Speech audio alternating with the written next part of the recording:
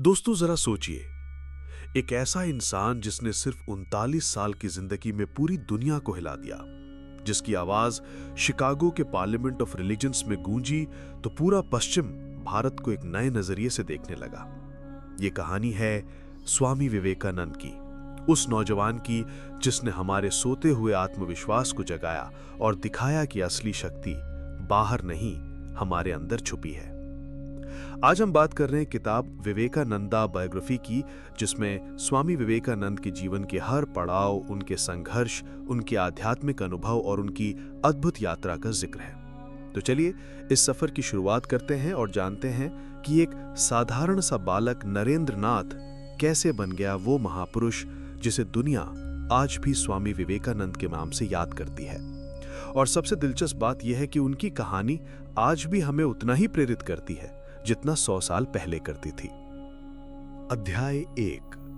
दोस्तों, हमारी कहानी शुरू होती है 12 जनवरी 1863 को, जब कोलकाता में एक ऐसे बच्चे का जन्म हुआ जिसने आगे चलकर पूरी दुनिया को आध्यात्मिकता का नया चेहरा दिखाया। ये थे नरेंद्र नाथ दत्त, जिनको हम आज स्वामी विवेकानंद के नाम से जानते हैं। जन्म भी किसी साधारण दिन नहीं, बल्कि मकर संक्रांति के पावन पर्व पर हुआ, जब गंगा किनारे हजारों लोग पूजा और भजन में डूबे थे। उनकी मां भुवनेश्वरी देवी ने गर्भावस्था में कड़ी तपस्या, व्रत और प्रार्थनाएं की। उन्होंने बनारस के भगवान विश्वेश्वर शिव से ये वरदान मांगा कि उन्हें ऐसा बेटा मिले जो समाज और धर्म के लिए कुछ बड़ा करे। कहते हैं उन्होंने स्वप्न में भगवान शिव को देखा, जो ध्यान से उठकर बोले, मैं तुम्हारे पुत्र के रूप में जन्म लूंगा। इसीलिए नरेंद्र नाथ के जीवन में त्याग, ज्ञान और निर्भयता के गुण बचपन से ही दिखाई देते थे। नरेंद्र नाथ का परिवार कोलकाता के प्रतिष्ठित, समृद्ध और विद्वान परिवारों में गिना जाता था।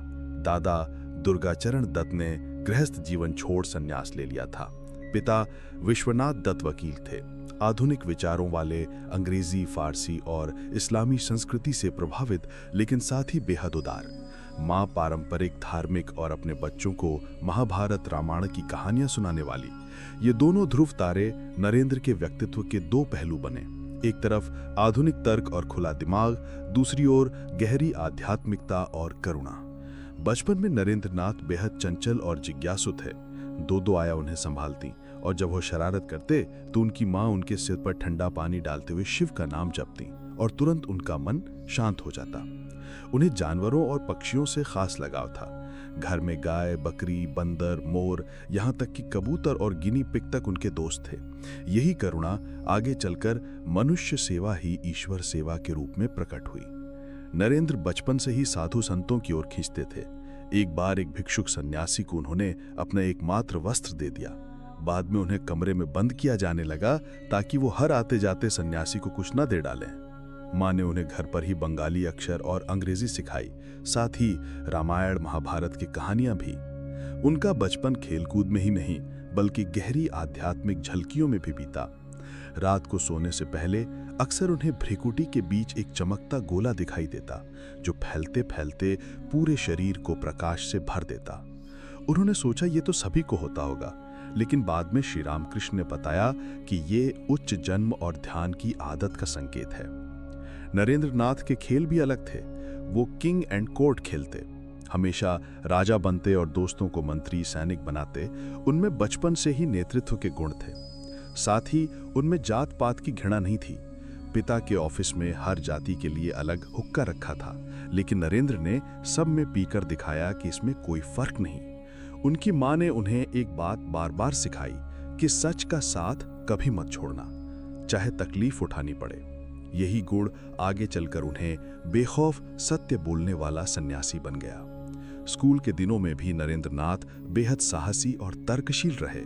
एक बार किसी ने कहा पेड़ पर भूत रहता है, लेकिन नरेंद्र चढ़ गए और हंसते हुए बोले, देखो मेरी गर्दन तो अभी भी सलामत है।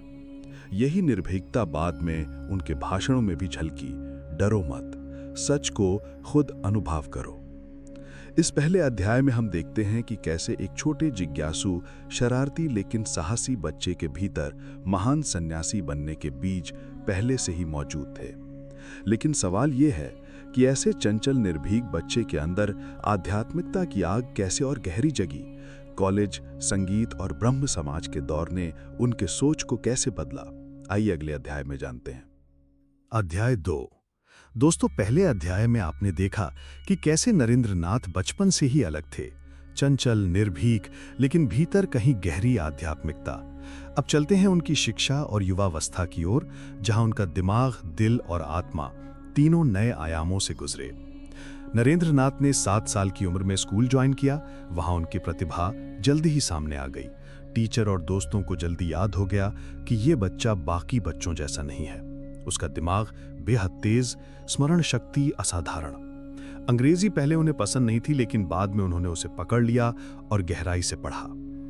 जैसे जैसे उम्र बढ़ी, नरेंद्र नाथ ने खेलों और एक्स्ट्रा एक्टिविटीज में भी अपना जलवा दिखाया। उन्होंने अपने मोहल्ले में जिम खोला, कुश्ती, फेंसिंग, रोइंग जैसी गतिविधियां की। साथ ही गजब की इंजीनियरिंग रुचि, घर पर गैस वर्क्स और सोडा फैक्ट्री जैसी चीजें बनाई।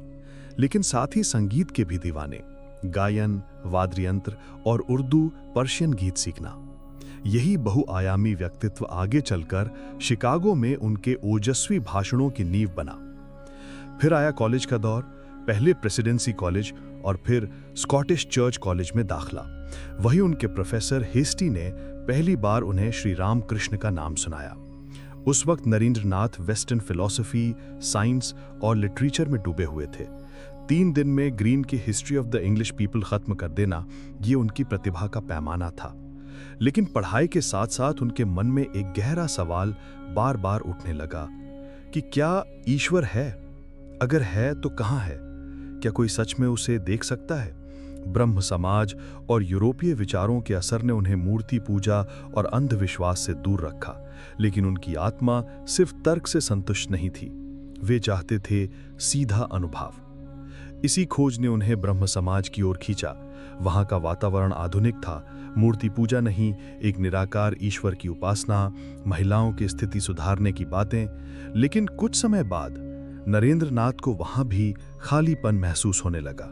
सभा के भजन और प्रार्थनाएं उन्हें ऊर्जावान तो करती, पर उस भगवान के दर्शन वाली प्यास नहीं बुझती। उनके पिता चाहते थे कि वो शादी करें, सिविल सर्विस में जाएं, लेकिन नरेंद्र नाथ का मन और कहीं था। बचपन से 2 छवियां उनके मन में आती थीं। एक, दुनिया के सारे सुख सुविधाओं वाला गृहस्थ जीवन। दूसरी, सब कुछ छोड़कर सन्यासी बन जाना। हर बार उनका मन सन्यास की ओर झुक जाता। इस समय तक उनका व्यक्तित्व कई दिशाओं में फैल रहा था। बौद्धिकता, किताबें, वाद विवाद, राजनीति, इतिहास, संगीत और कला, आत्मा को झकझोर देने वाले गीत गाना, नैतिकता, ब्रह्मचर्य, सच्चाई और दूसरों के लिए करुणा। लेकिन साथ ही भीतर एक बेचैनी भी कि मुझे कोई ऐसा मिले जिसने ईश्वर को सच में देखा हो। उन्होंने ब्रह्म समाज के नेताओं से भी यही सवाल पूछा कि क्या आपने ईश्वर को देखा है? पर जवाब हर जगह अधूरा मिला। और यहीं से शुरू होती है अगली बड़ी कड़ी, श्री राम कृष्ण से मुलाकात। एक साधारण से संत जो कहते हैं, मैंने भगवान को देखा है, मैं उनसे बात करता हूं। सोचिए उस युवा तर्कशील नरेंद्र नाथ के लिए यह कितना चौंकाने वाला होगा। इस दौर में उनकी सोच, उनके सवाल और उनका संघर्ष हमें ये दिखाते हैं कि आध्यात्मिकता सिर्फ अंधविश्वास नहीं, बल्कि ईमानदार खोज भी हो सकती है। तो सवाल ये है कि जब नरेंद्र नाथ पहली बार श्री रामकृष्ण के सामने पहुंचे तो क्या हुआ? क्या सच में उन्हें ऐसा गुरु मिल गया जिसने भगवान को देखा था? आइए अगले अध्याय में जानते हैं श्री रामकृष्ण से पहली मुलाकात की अद्भुत कहानी। अध्याय 3। दोस्तों, पिछले अध्याय में आपने देखा कि कैसे नरेंद्र नाथ ब्रह्म समाज, पश्चिमी फिलॉसफी और आध्यात्मिक खोज के बीच उलझे हुए थे। उनके मन में एक ही सवाल गूंज रहा था, क्या किसी ने भगवान को सच में देखा है? और अब आते हैं उनकी जिंदगी के सबसे बड़े मोड़ पर, श्री रामकृष्ण से पहली मुलाकात। नवंबर 1881, कोलकाता। एक भक्ति सभा में नरेंद्र नाथ को गाना गाने के लिए बुलाया गया। वहीं उपस्थित थे दक्षिणेश्वर काली मंदिर के प्रसिद्ध संत श्री रामकृष्ण परमहंस। नरेंद्र ने जब अपना पहला भजन गाया तो श्री रामकृष्ण की आंखों में आंसू आ गए। उन्होंने महसूस किया कि ये साधारण युवक नहीं, बल्कि एक विशेष आत्मा है। सभा खत्म होते ही उन्होंने नरेंद्र नाथ से कहा, तुम मुझसे मिलने दक्षिणेश्वर जरूर आना। कुछ दिनों बाद नरेंद्रनाथ दक्षिणेश्वर पहुंचे। काली मंदिर के शांत दिव्य वातावरण में उनका पहला अनुभव ही अनोखा था। श्री रामकृष्ण ने उन्हें देखते ही जैसे पहचान लिया। आ गए तुम, कितने दिनों से मैं तुम्हारा इंतजार कर रहा था। यह सुनकर नरेंद्रनाथ थोड़ा असहज हुए। फिर श्री रामकृष्ण ने अचानक सवाल किया, तुम्हें क्या चाहिए? नरेंद्र बोले, मैं भगवान को देखना चाहता हूं। क्या आपने भगवान को देखा है? श्री रामकृष्ण ने बिना एक पल गंवाए कहा, हाँ, मैंने भगवान को देखा है, ठीक वैसे ही जैसे मैं तुम्हें देख रहा हूं, बल्कि और भी स्पष्ट। तुम भी उन्हें देख सकते हो। ये शब्द नरेंद्रनाथ के लिए बिजली की तरह थे। पहली बार किसी ने इतनी स्पष्टता और आत्मविश्वास से कहा कि ईश्वर को देखा जा सकता है। लेकिन नरेंद्रनाथ अभी भी संशय में थे। उन्हें श्री रामकृष्ण का आचरण अजीब लगा। कभी रोते, कभी हंसते, कभी समाधि में चले जाते। वे सोचते, ये संत पागल तो नहीं? फिर हुआ एक और अद्भुत अनुभव। श्री रामकृष्ण ने ध्यान की अवस्था में आकर नरेंद्रनाथ को हल्के से छुआ और नरेंद्र को लगा पूरा कमरा, मंदिर, यहां तक कि उनकी अपनी पहचान सब गायब हो रहा है। उन्हें लगा जैसे वो शून्य में गिर रहे हों। घबरा कर बोले, आप क्या कर रहे हैं? मेरे परिवार वाले हैं। तभी श्री रामकृष्ण ने मुस्कुराते हुए उनकी छाती पर हाथ फेरा और सब सामान्य हो गया। नरेंद्रनाथ को यह सब जादू टोना नहीं लगा, बल्कि कुछ बहुत गहरा, बहुत वास्तविक लगा। वे सोचने लगे, ये व्यक्ति जरूर कुछ जानता है जो हमें किताबों में नहीं मिलता। आगे के कुछ महीनों तक नरेंद्रनाथ श्री रामकृष्ण के पास आते जाते रहे। वे उन्हें परखते, बहस करते, सवाल पूछते, लेकिन हर बार श्री रामकृष्ण का व्यवहार, उनका प्रेम और उनकी आध्यात्मिक शक्ति उन्हें और गहराई से खींच लेती। इस पहली मुलाकात में एक और चीज हुई। श्री रामकृष्ण ने नरेंद्रनाथ के भीतर के असली स्वरूप को पहचाना। उन्होंने कहा, तुम वही महान आत्मा हो जो युगों युगों से मेरे साथ रही है। तुम दुनिया को बदलने आए हो। नरेंद्रनाथ को ये बातें शुरू में हास्यास्पद लगी, लेकिन बाद में यही सच साबित हुआ। दोस्तों, ये मुलाकात सिर्फ गुरु शिष्य का रिश्ता नहीं, बल्कि दो आत्माओं का मिलन थी। एक तर्क, युवा ऊर्जा और आधुनिकता का प्रतीक, दूसरी भक्ति, अनुभूति और शाश्वत सत्य का। यही मिश्रण आगे चलकर स्वामी विवेकानंद को दुनिया के मंच तक ले गया। अब सवाल यह है कि कैसे श्री रामकृष्ण ने इस तर्कशील युवक को साधना, ध्यान और सेवा के रास्ते पर ढाला। कैसे गुरु शिष्य का रिश्ता गहराया और नरेंद्रनाथ के जीवन में बड़ा परिवर्तन आया। आइए अगले अध्याय में जानते हैं गुरु और शिष्य के रिश्ते की कहानी। अध्याय 4। दोस्तों, नरेंद्रनाथ का स्वभाव तर्कशील, स्वतंत्र और आधुनिक था। वो किसी बात को आंख बंद करके मानने वालों में से नहीं थे। श्री रामकृष्ण खुद चाहते भी यही थे कि नरेंद्र उन्हें परखें, सवाल करें। वे कहते थे कि सिक्के को जैसे सुनार ठोक ठोक कर परखता है, वैसे ही मुझे परखो। कई साल तक नरेंद्रनाथ ने यही किया। वो श्री रामकृष्ण के हर अनुभव, हर उपदेश को कसौटी पर रखते। उन्हें मूर्ति पूजा, देवी देवताओं के दर्शन और गैर तार्किक बातें हजम नहीं होती थीं, लेकिन श्री रामकृष्ण ने कभी गुस्सा नहीं किया, बल्कि उनकी जिज्ञासा को पोषित किया। धीरे धीरे नरेंद्रनाथ को एहसास होने लगा कि गुरु केवल एक धार्मिक व्यक्ति नहीं, बल्कि जीते जागते अनुभव हैं। श्री रामकृष्ण ने भी नरेंद्रनाथ के स्वभाव के मुताबिक ही उन्हें साधना सिखाई। उन्होंने कभी उन पर अनावश्यक नियम नहीं थोपे, न मूर्ति पूजा करने को कहा, न कोई विशेष व्रत। उन्होंने बस ये चाहा कि नरेंद्रनाथ सत्य, ईमानदारी, ध्यान और आत्मनियंत्रण का अभ्यास करें। इसी दौरान कई घटनाएं नरेंद्रनाथ को अंदर से बदलने लगीं। एक बार श्री रामकृष्ण ने उन्हें छूकर अद्वैत यानी सब में ईश्वर का अनुभव करा दिया। नरेंद्रनाथ ने महसूस किया कि सड़क, पेड़, इंसान सब एक ही दिव्य चेतना से भरे हैं। कुछ दिनों तक वे दीवारों को छूकर देखते रहे कि ये सब असली है या सपना। ये अनुभव उनकी सोच को हमेशा के लिए बदल गया। श्री रामकृष्ण ने बार बार उन्हें याद दिलाया कि भक्ति और सेवा दोनों जरूरी हैं। भगवान सिर्फ मंदिर में नहीं, बल्कि हर जीव में है। ये बात नरेंद्रनाथ के दिल में उतर गई। उनकी मां की सीख और श्री रामकृष्ण के शब्द एक हो गए, सत्य और करुणा छोड़नी नहीं। गुरु शिष्य का ये रिश्ता एक तरफा नहीं था। श्री रामकृष्ण भी नरेंद्रनाथ से बहुत प्रेम करते थे। वे कहते कि नरेंद्र तो नारायण का अंश है, उसकी आत्मा बिल्कुल निर्मल है। कई बार लोग इस प्रेम को देखकर चौंक जाते थे, लेकिन श्री रामकृष्ण का विश्वास था कि नरेंद्रनाथ वही आत्मा है जो भविष्य में उनका संदेश दुनिया तक पहुंचाएगी। नरेंद्रनाथ भी श्री रामकृष्ण के इस गहरे प्रेम से पिघलते गए। हालांकि वो खुलकर नहीं कहते, लेकिन भीतर से वो महसूस करते थे कि ये साधारण गुरु नहीं है। जब भी दुनिया के रास्ते उन्हें आकर्षित करते, श्री रामकृष्ण की छवि उन्हें रोक लेती। इस दौर में नरेंद्रनाथ के जीवन में कई परीक्षाएं भी आईं। उनके पिता की मृत्यु के बाद घर की आर्थिक हालत बिगड़ गई। कई बार घर में खाना तक नहीं होता था, लेकिन उन्होंने अपने आत्मसम्मान से कोई समझौता नहीं किया। वे कहते कि अगर भगवान है तो वो मेरी रक्षा करेगा। यही कठिनाइयां उन्हें अंदर से और मजबूत बनाती गईं। श्री रामकृष्ण की तबीयत भी इस समय बिगड़ने लगी थी, लेकिन वे जानते थे कि नरेंद्रनाथ को तैयार करना उनका सबसे बड़ा काम है। वे बार बार उन्हें याद दिलाते, एक दिन तुम दुनिया को बदलोगे, सेवा को अपना धर्म बनाओ, लोगों को जगाओ, उन्हें बताओ कि वे खुद ईश्वर हैं। गुरु और शिष्य का ये रिश्ता हमें बताता है कि असली शिक्षक वो नहीं जो बस जानकारी दे, बल्कि वो जो अपने जीवन से प्रेरणा दे और शिष्य को उसकी असली ताकत दिखा दे। नरेंद्रनाथ के भीतर के सन्यासी को बाहर लाने का श्रेय श्री रामकृष्ण को ही जाता है। अब सवाल यह है कि जब श्री रामकृष्ण दुनिया से विदा लेने वाले थे, तब नरेंद्रनाथ ने क्या रास्ता चुना, कैसे उन्होंने संन्यास लिया और पूरे भारत में घूमना शुरू किया। आइए अगले अध्याय में जानते हैं संन्यास और भारत भ्रमण की कहानी। अध्याय 5। 1886 में श्री रामकृष्ण गंभीर रूप से बीमार हो गए। उनकी मृत्यु से पहले ही उन्होंने अपने युवा शिष्यों को एकजुट कर दिया और नरेंद्रनाथ को नेतृत्व सौंप दिया। उस वक्त नरेंद्रनाथ मुश्किल आर्थिक हालात में थे, लेकिन उनके भीतर एक दृढ़ संकल्प था, गुरु के अधूरे काम को पूरा करना।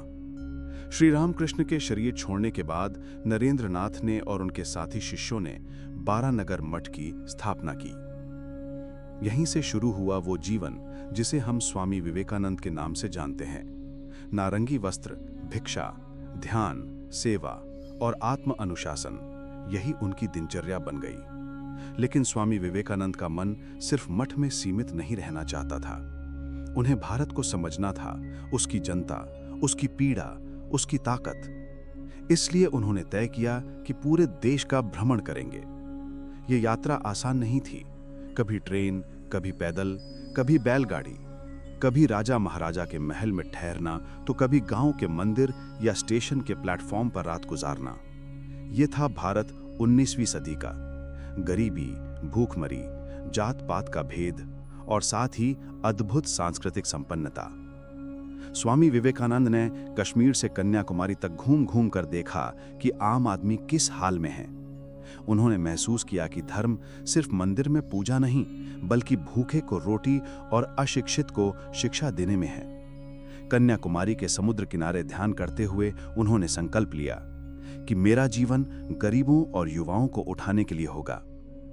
इस यात्रा में उन्होंने अनगिनत अनुभव जुटाए, जैसे राजस्थान के राजमहलों में राजा रजवाड़ों से मुलाकात, मथुरा, वृंदावन, काशी जैसे तीर्थ स्थलों में साधुओं के साथ रहना, गरीब गांव में रोटी मांग कर खाना और बच्चों को पढ़ाना, आम लोगों की कठिनाइयों को समझना और उन्हें आत्मविश्वास दिलाना। उनकी वेशभूषा, उनका तेज और उनकी वाणी लोगों को आकर्षित करती। कोई उन्हें साधु कहता, कोई विदेशी सन्यासी। वे हर किसी को यही संदेश देते कि तुम्हारे भीतर ही भगवान है, उठो, जागो और खुद को पहचानो। इस यात्रा का एक बड़ा असर यह हुआ कि स्वामी विवेकानंद के भीतर राष्ट्रवाद और करुणा का मिलन हुआ। वे समझ गए कि भारत को सिर्फ उपदेशों की नहीं, बल्कि संगठन और जागरूकता की जरूरत है। उनके लिए धर्म अब केवल ध्यान और भक्ति नहीं रहा, बल्कि एक जीवंत सामाजिक शक्ति बन गया। उनकी यात्राओं की एक विशेषता यह भी थी कि जहां भी जाते, वहां के नौजवान उनसे प्रेरणा लेते। वे उन्हें कहते कि मजबूत बनो, शिक्षा लो, आत्मविश्वासी बनो। अगर तुम्हारे शरीर में ताकत नहीं, तो आध्यात्मिकता भी कमजोर होगी। दोस्तों, ये भारत भ्रमण ही था जिसने स्वामी विवेकानंद को शिकागो के उस महान क्षण के लिए तैयार किया। बिना ये समझे कि अपनी मातृभूमि क्या है, उसकी जनता की स्थिति क्या है, वे दुनिया को भारत का संदेश नहीं दे सकते थे। अध्याय 6। दोस्तों, पिछले अध्याय में आपने देखा कि स्वामी विवेकानंद कैसे पूरे भारत में घूम घूम कर जनता की पीड़ा और ताकत को समझ रहे थे। अब आते हैं उस ऐतिहासिक पल पर जिसने उन्हें विश्व मंच पर ला खड़ा किया, शिकागो का भाषण और पश्चिमी दुनिया। 1893 कोलंबस की अमेरिका खोज की 400वीं वर्षगांठ के मौके पर वर्ल्ड्स पार्लियामेंट ऑफ रिलीजन्स आयोजित किया गया। दुनिया के अलग अलग देशों से धर्म प्रतिनिधि आए थे, ईसाई, यहूदी, बौद्ध, इस्लामी विद्वान।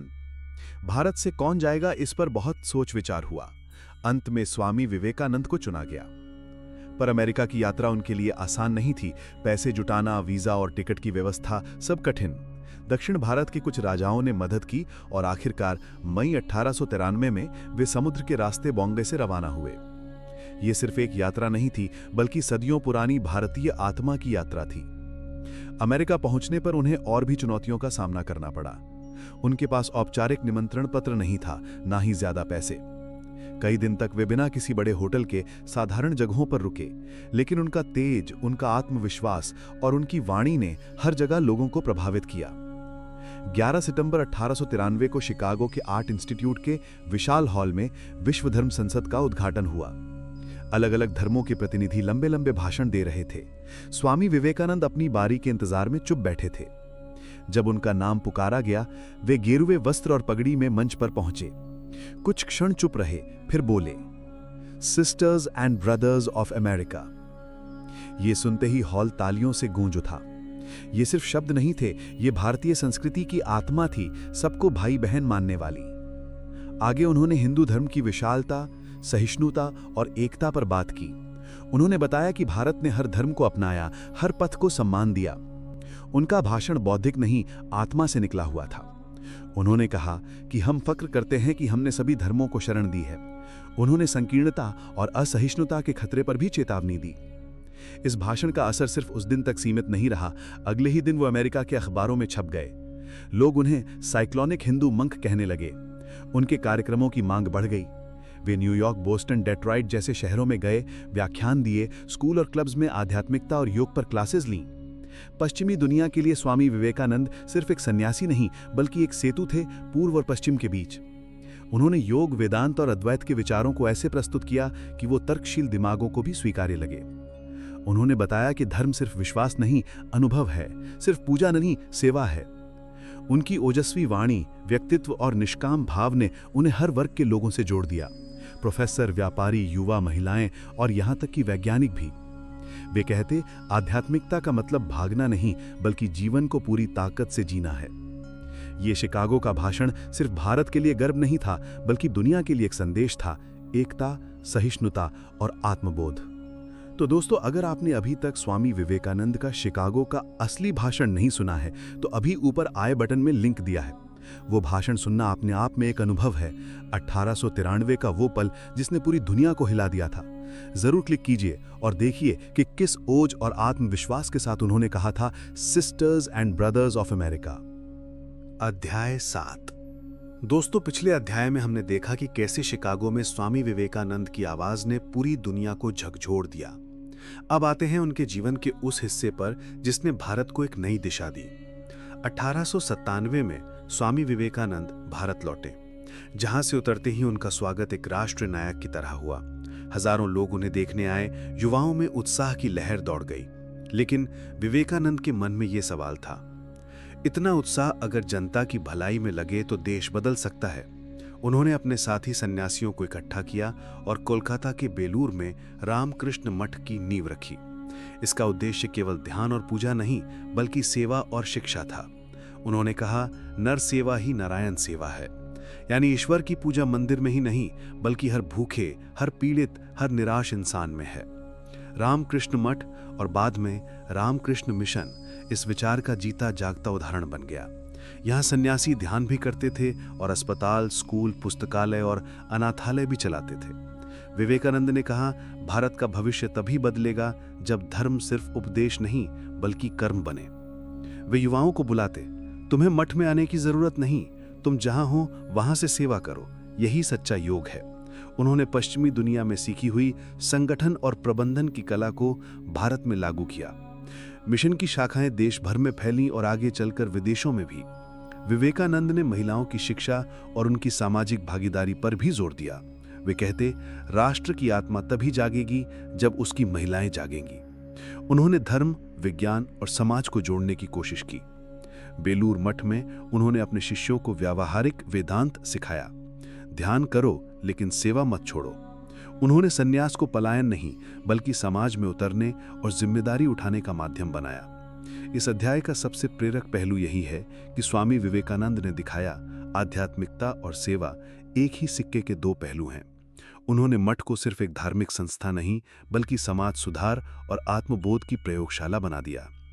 अब सवाल यह है कि इतने काम के बीच, इतनी यात्राओं और संघर्ष के बाद स्वामी विवेकानंद के जीवन के आखिरी साल कैसे बीते? उन्होंने हमें कौन सी अंतिम सीखें दी और कैसे उनकी विरासत आज भी जिंदा है? आइए अगले अध्याय में जानते हैं अंतिम वर्ष और विरासत की कहानी। अध्याय 8। दोस्तों, पिछले अध्याय में आपने देखा कि कैसे स्वामी विवेकानंद ने रामकृष्ण मठ और मिशन की स्थापना कर आध्यात्मिकता को सेवा में बदल दिया। अब आते हैं उनके जीवन के अंतिम वर्षों की ओर, जहां थकान भी थी, संघर्ष भी, लेकिन साथ ही एक ऐसी विरासत भी बनी जिसने आने वाली पीढ़ियों को हमेशा के लिए बदल दिया। 1897 से 1902 तक के वर्षों में स्वामी विवेकानंद ने एक पल भी चैन से नहीं बैठा। देश विदेश के व्याख्यान, मिशन के काम, युवाओं को प्रेरित करना, नई शाखाएं खोलना, फिर लगातार सक्रिय रहे। उनका स्वास्थ्य धीरे धीरे गिरने लगा। मधुमेह, अनिद्रा और माइग्रेन जैसी समस्याएं उन्हें सताने लगीं, लेकिन उन्होंने अपने दर्द को कभी अपना केंद्र नहीं बनने दिया। वे कहते, काम करो, खुद को भूल जाओ, यही सबसे बड़ा ध्यान है। उनका मानना था कि सेवा करते हुए व्यक्ति खुद भी मजबूत बनता है। 1899 में स्वामी विवेकानंद फिर से पश्चिम गए। इस बार उनका उद्देश्य व्याख्यान देने के साथ साथ भारत के लिए फंड जुटाना और अधिक लोगों को वेदांत के सिद्धांतों से जोड़ना था। उन्होंने कैलिफोर्निया, न्यूयॉर्क और यूरोप में कई प्रभावशाली लोगों से मुलाकात की। उनकी वाणी में इस बार और भी गहराई थी। वेदांत अब उनके लिए केवल दर्शन नहीं बल्कि जीवन का अनुभव बन चुका था। भारत लौटने के बाद उन्होंने बेल्लूर मठ के सन्यासियों के प्रशिक्षण और संगठन पर विशेष ध्यान दिया। उन्होंने ये सुनिश्चित किया कि मठ के लोग सिर्फ धार्मिक न रहकर सेवा के प्रोजेक्ट्स में भी जुटें। उन्होंने युवाओं को हमेशा यही संदेश दिया, सबसे बड़ा धर्म है अपने आप को मजबूत बनाना। निडर बनो, वही शक्ति तुम्हें समाज की सेवा करने के काबिल बनाएगी। उनके अंतिम वर्षों में उनके प्रवचनों का स्वर और भी आत्मिक और गूढ़ हो गया। वे बार बार कहते, मनुष्य ही ईश्वर है, तुम खुद अपने भगवान हो। जब तक तुम खुद को कमजोर समझते रहोगे, तुम ईश्वर से दूर रहोगे। उन्होंने बार बार युवाओं को जगाया, उठो, जागो और लक्ष्य की प्राप्ति तक रुको मत। वे कहते, मंदिर बनाना अच्छा है, लेकिन उससे बड़ा काम है एक इंसान के दिल को जगाना। उनकी नजर में आध्यात्म का अर्थ था साहस, सेवा और आत्मबोध। 1902 तक उनका स्वास्थ्य और भी कमजोर हो गया था, लेकिन फिर भी वे बेल्लूर मठ में रोज सुबह ध्यान, गंगा स्नान और शिष्यों के साथ चर्चा करते। 4 जुलाई 1902 को उन्होंने सुबह अपने शिष्यों के साथ ध्यान किया, मठ के कामकाज पर चर्चा की और शाम को ध्यान करते करते शरीर त्याग दिया। केवल 39 वर्ष की आयु, लेकिन इस छोटे जीवन में उन्होंने जो ऊर्जा फैलाई वो आज भी महसूस की जा सकती है। उनके निधन से पहले उन्होंने कहा था कि मैं 100 साल तक नहीं जीऊंगा, लेकिन मेरे विचार और मेरा काम अमर रहेंगे। सचमुच उनके विचार आज भी उतने ही जीवंत हैं जितने उस दौर में थे। स्वामी विवेकानंद की विरासत सिर्फ रामकृष्ण मिशन या बेल्लूर मठ तक सीमित नहीं रही। उन्होंने भारत के स्वतंत्रता संग्राम को भी प्रभावित किया। महात्मा गांधी, सुभाष चंद्र बोस, रविंद्रनाथ टैगोर सभी ने स्वीकार किया कि विवेकानंद से उन्हें नई दृष्टि मिली। उनकी किताबें आज भी युवाओं को वही संदेश देती हैं, आत्मविश्वास, निडरता, सेवा और आध्यात्मिकता।